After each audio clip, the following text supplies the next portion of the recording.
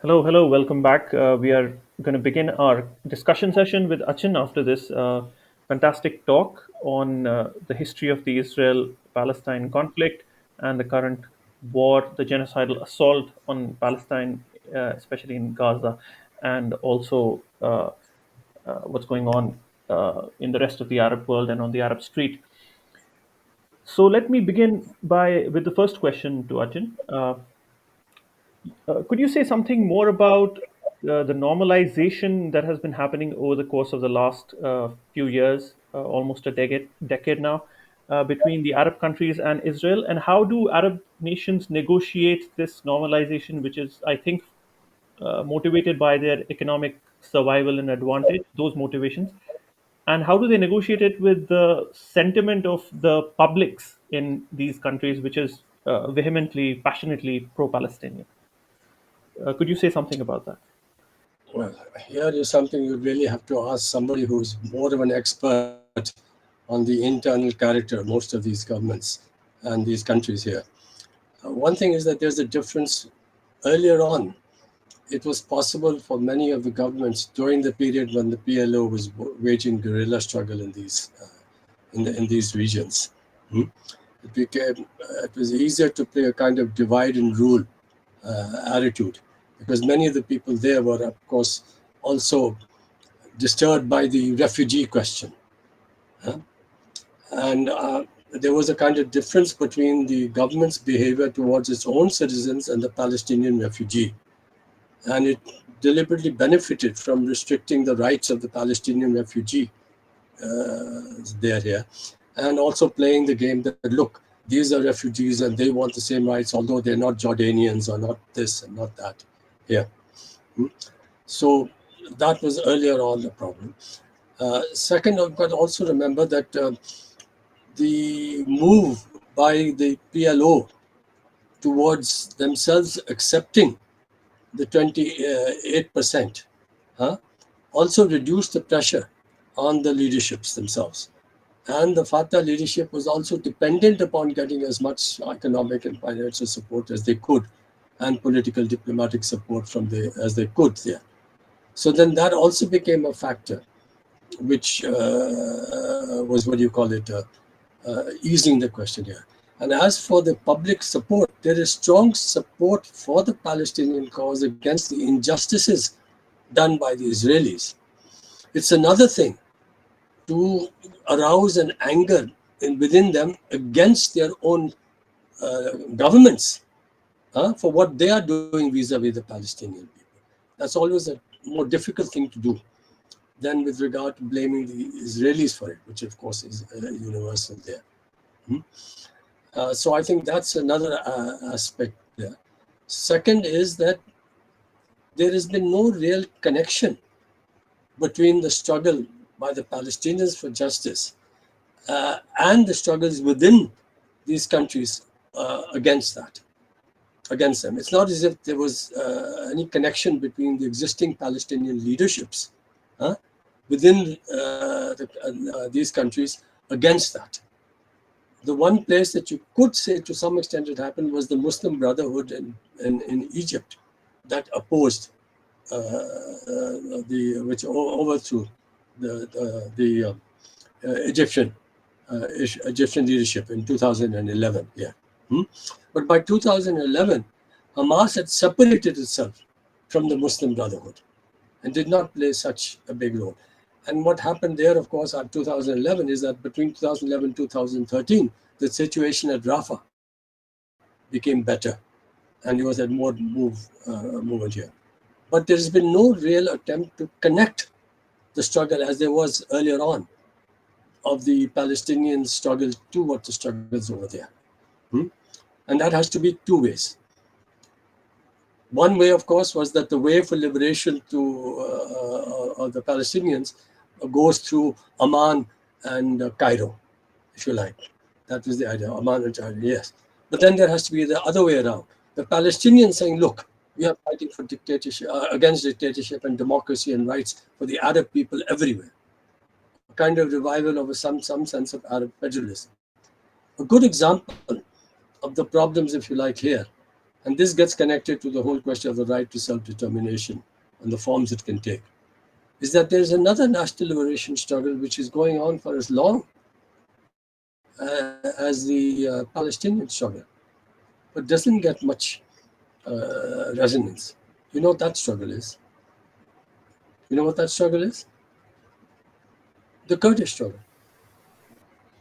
The Kurdish struggle is as long as the Palestinian struggle. And even though it's divided like the Palestinian leadership, you have at least one section, Ocalan, that talks about democracy and rights and talks about a wider, if you like, confederation of Arab countries rather than this, moving that. And that is found difficult for not only certain sections within the Kurdish leadership, which have their own areas of control and influence, but also the different countries in which you have large sections of the Kurdish population, Turkey and all the rest of it. So even though that's a very sensible direction and a very sensible emphasis on rights for women and others, democracy in Rojava, there, you have so many obstacles against it. Within the West Bank, don't fool yourselves, you have a certain Palestinian elite, semi-elite, which benefits greatly from the aid that is given by various countries, the US and all, to the PA, even though parts of it are constrained as a kind of pressure by the Israelis and all, different from the others. And you have resentment, therefore, building up here. So you have to connect all of these struggles, the internal class struggles, if you like, within the occupied territories. The struggle is there, and you have to have some kind of mechanism. I can only say very generally that what unifies all of these is a struggle for equality, for rights, and democracy, which have the widest resonance. The question of building the kind of organizational network or structure that could reflect this many-sided struggle, including within, is something that still has to be constructed. But at least if you know where you want to go, then comes the question of trying to build the kind of structures around that we should move in that direction. Excellent, excellent. But if you have one overthrow which lasts in an Arab world, one country did actually last and is sustained, and there's progress, that can change the picture and make this much more easy. All right. Thank you for You had upsurge there, but look at what's happening. I would like to ask Sean to ask the second question, please. Thank you, Danish. And thank you very much, Dr. or Professor Vanaik, for a very erudite and scholarly discussion on the topic. So I'm going to ask you to actually unpack a comment that you made about the Oslo Accords. And I think you made the statement that it was a mistake for the PLO to recognize Israel, which they effectively did in that agreement, without getting equal recognition for Palestine. And what I'd like you to address is that, in contrast to that, there are some narratives which actually depict the Palestinian side quite differently. And what they would say is that the main reason there isn't any peace in the Israel-Palestine conflict is because Palestinians refuse to accept Israel. They don't accept a two-state solution. Arafat walked away from some, great offers made to him, so on and so forth.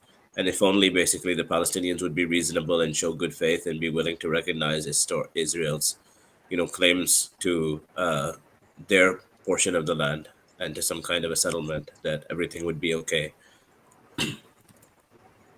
What can I say? This is just a barefaced lie. It's a completely dishonest presentation. The reality of all that's happened. Oslo and the majority of the Palestinian leadership accepts and actually recognizes it. The betrayal in spirit and law of the Oslo Accords is done by the Israeli people in terms of going further in settlements over there. The question of how the occupied should behave according to laws of occupation is invalidated, denied routinely.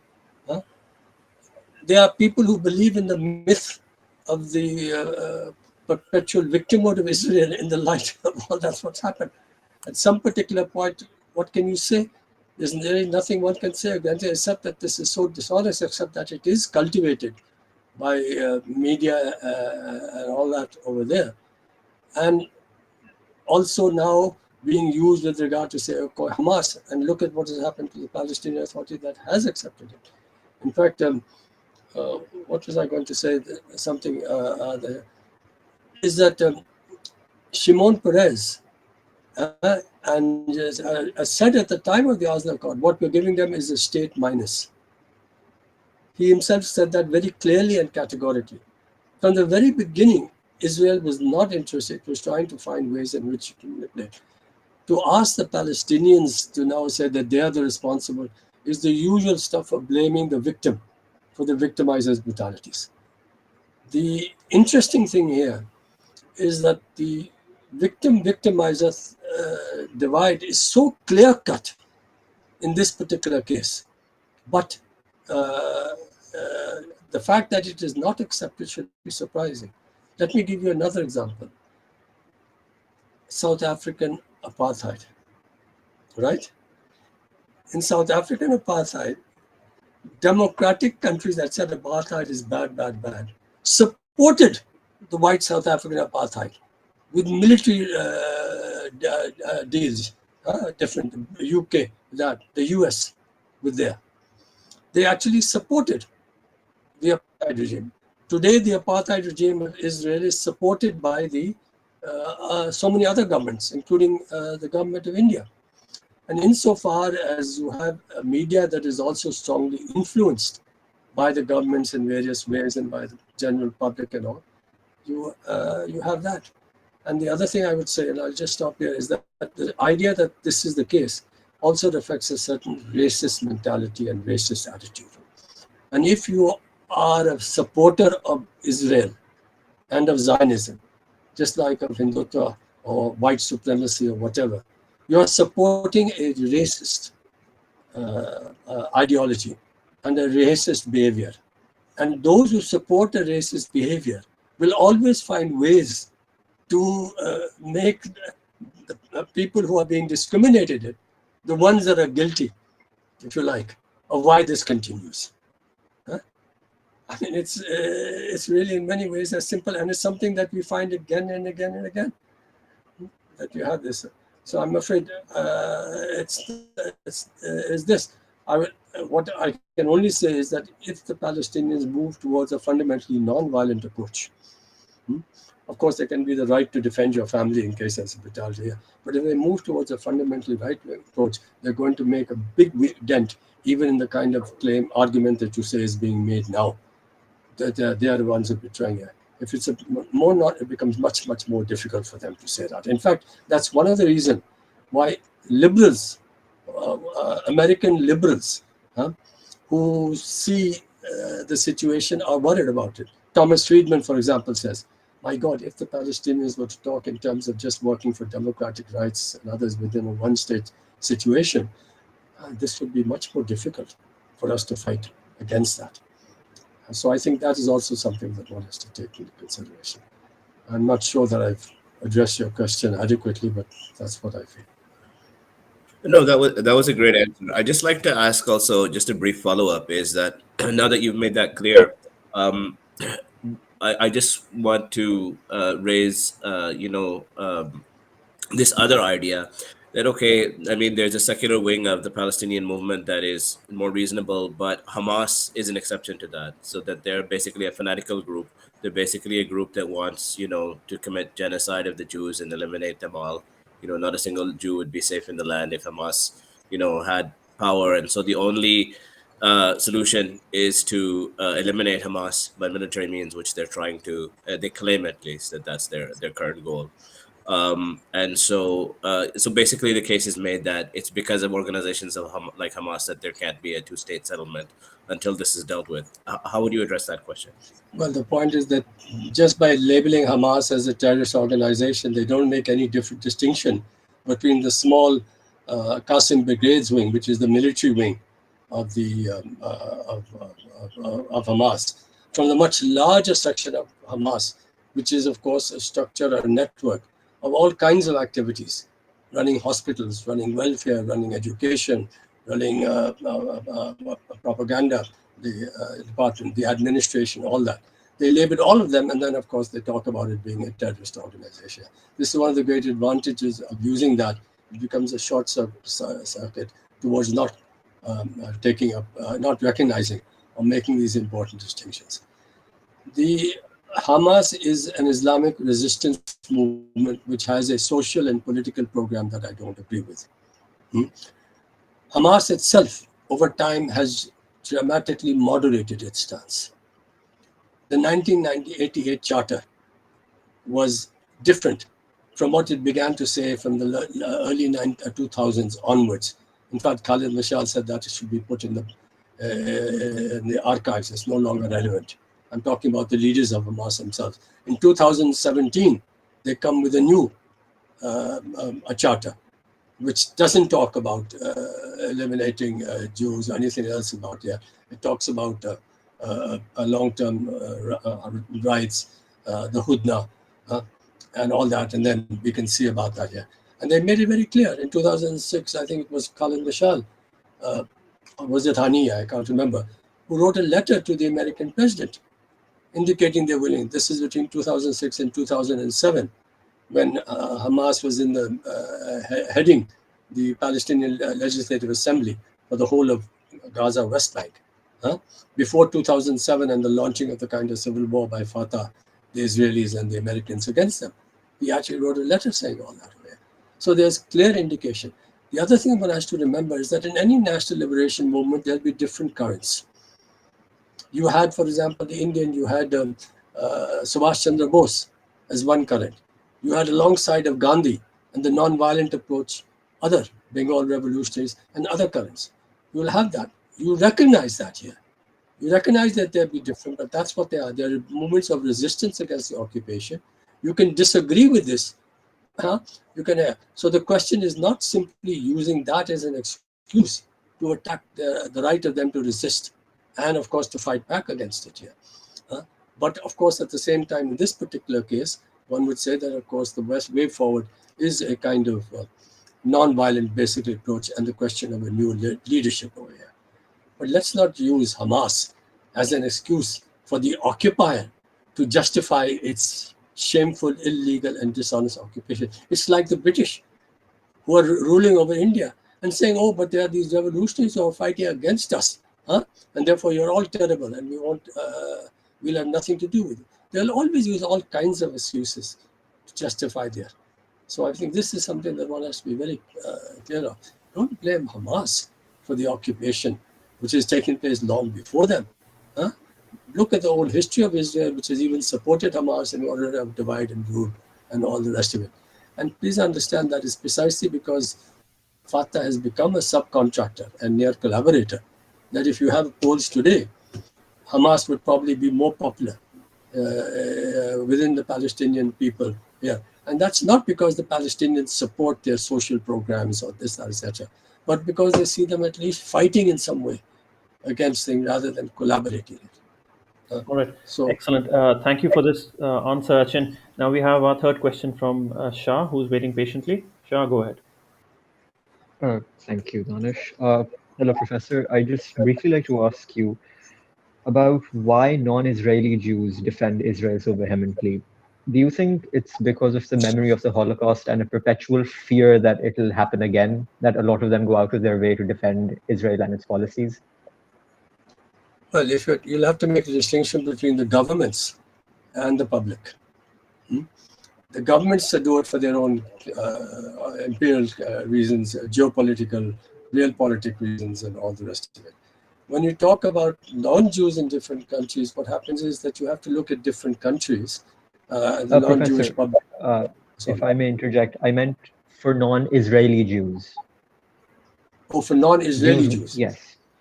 Okay. Non-Israeli. Oh, I see.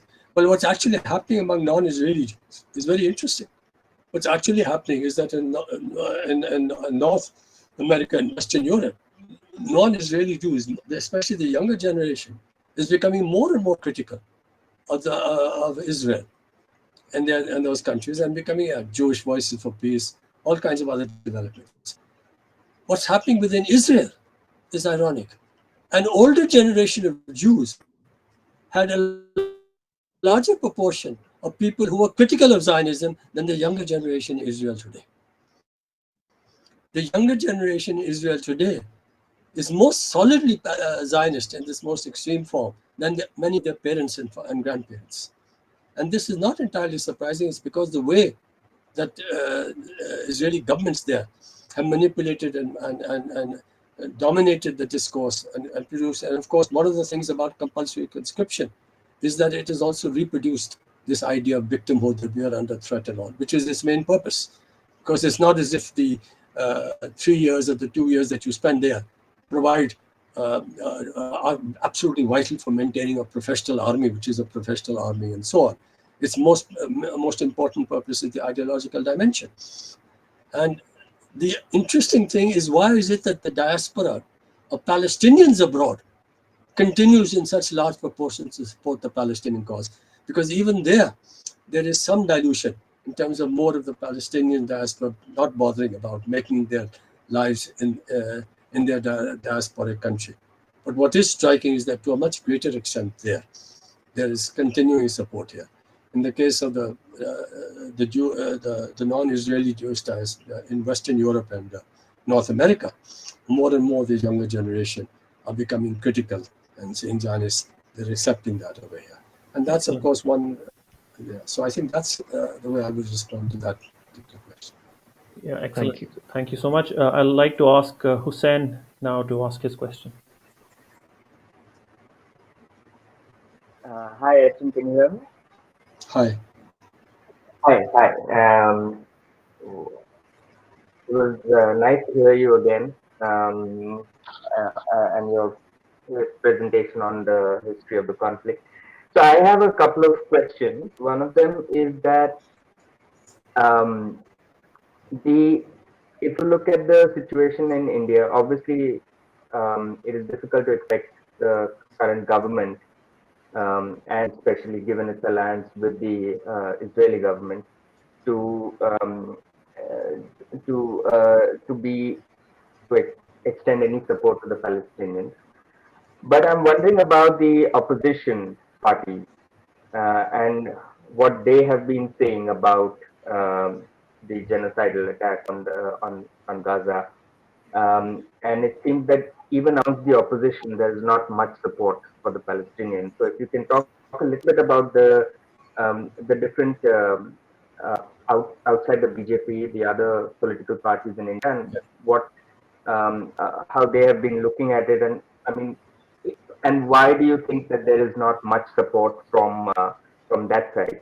And the second question would be about the you mentioned that there is a non-violent struggle of the Palestinians would be more effective, especially if it is framed, if it is within the framework of democratic rights and so on.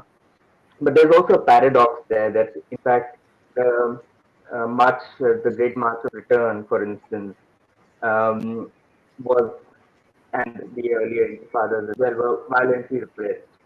But it is only when the Palestinians impose some cost on Israel in terms of the, especially through military action, that the plight of the Palestinians becomes an issue for the rest of the world.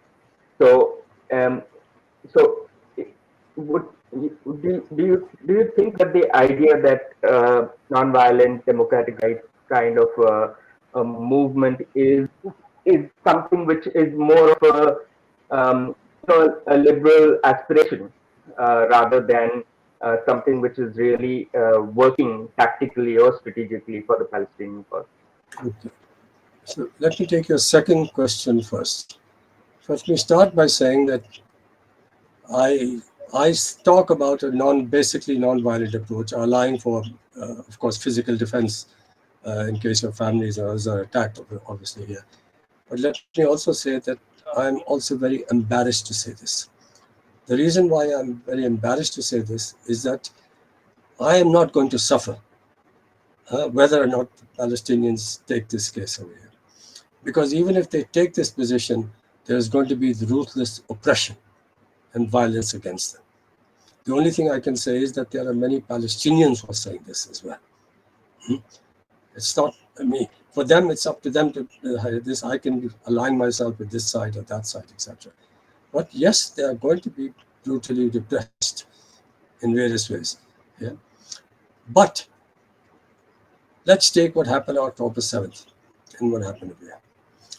Leave aside the moral dimension about civilians get this, that, etc. Here, what would be one's overall assessment of the political worth or value, the strategic political value of what happened on October 7th for the ongoing Palestinian cause? Has it overall been a political advance or a political setback? You can say, well, look, it's brought it up again. But I pointed out that nobody's left the Abraham cause, they've not used it, etc. They have gone and carried out a more ruthless expansion, made it more difficult, made it more miserable, and the world, etc., has just accepted it over here. And given what all the world is saying, and even as they're talking, they're only making a hoo-ha because the world's central kitchen has been attacked, and they're saying, and they're still not doing anything to prevent it, whether it's Russia, China, this, that, whatever, India, or whatever here. Overall, what would be one's assessment as to the impact that this has gained? Was it really worth it? Of course, they're not to be blamed because nobody knew that this is going to be there. They used it for an excuse. They were looking for it. And yet they've been able to. So is this overall a setback, even in the long-term struggle, or is it something that is not a setback, but in political geostrategic terms is an advance? I suspect that there might be some difference in one's understanding or evaluation of this particular point. For me, let me say, in my view, it's been an overall a serious setback to the Palestinian cause. That would be my overall political strategic judgment, which is why I talk. One thing is that governments have learned how to successfully deal with armed struggle, righteous armed struggle for national liberation movements. They have learned how to do this. You had a national liberation movement of the Tamil Eelam group, which for the first time insurgents had their own air force. And it was crushed. Governments have learned, and they can get the support of other governments to crush progressive armed struggles in a way that did not take place before. Does that mean that armed struggle everywhere is to be refuted? No. You have a difference, for example, in the case of Iran and Afghanistan. But that has to do with the fact that these are American soldiers imposing their war. Because after the Vietnam War, what has happened to the United States of America, but not the case with Russia. It's not the case with China or any other. What's happened is that the American capacity to kill is reaching infinity. But the American capacity to absorb losses of its soldiers is going asymptotically towards zero. So that you have 1,500, 2,000, 3,000 American soldiers killed, and there's tremendous internal pressure in the United States not to do that. That isn't the case for everybody. In the case of Israel, do you think that the capacity of the Palestinians alone could have such a huge impact in terms of the deaths of those Israeli soldiers that would make the Israeli soldiers want to back off, or Israeli government want to back off, or the reverse over here? So I'm not ruling out the question of armed resistance as a strategic perspective, which can be applicable and worthwhile. But I am saying, in my overall judgment of this situation, that not in the Palestinian case. There's not something I already said about Iraq or Afghanistan. So that would be my overall sort of response to that here. Even as I can reckon, I think what's going to happen after the end of this here is that there'll be a long-term period in which there'll be management. And if they talk about a two-state solution, the two-state solution is not going to work. But if it even works, it will be an even worse Bantustan. Because I can assure you, there is no question of Israel removing 700,000, dismantling the apartheid wall, giving full. It'll now be even worse. In fact, the Bantustan of Israel is worse than the South African Bantustan in history. So if you're talking about trying to say something like that, and there may be some pressure, but I don't even know if that succeed. But even if that did come about, is not going to solve the situation. The Palestinians will keep on fighting, because that's a joke. It's a Bantustan. Achin, So let's go it's to the my view first on the question. Palestinian case. Sorry. Could we go to the first question that Yeah, the Hussein first asked? question I'll just, It was about opposition parties and their yeah, reaction I to mean, the current. yes. Well, let me pursue, Hussein, you're quite right. There are 37 political parties represented in the Indian Lok Sabha. Around 30 of them have said absolutely nothing about the Palestinian question. I'm not saying they said nothing. They've not taken. Forget about taking a position. Good, bad. They've said nothing. Parties are AAP has said nothing. TMC has said nothing. DMK, left, of course. The Congress, the BJP, the OVC, and IUML, who see it as a Muslim question.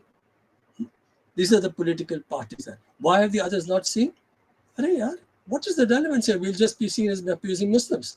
They themselves, they're more concerned about their own situation and not bothered about foreign policy.